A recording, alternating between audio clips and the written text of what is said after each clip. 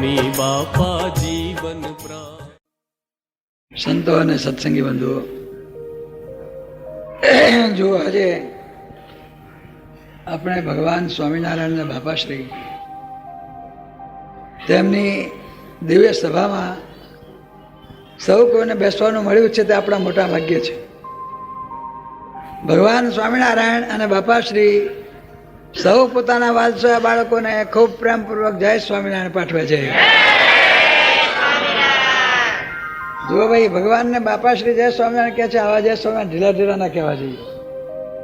કેવા ઢીલા ઢીલા ના કહેવા જોઈએ. આપણને પ્રગટનો મહિમા હોય ને પ્રગટ બિરાતા હોય કેવી રીતે બોલીએ આપણે? બોલો સ્વામિનારાયણ ભાઈ.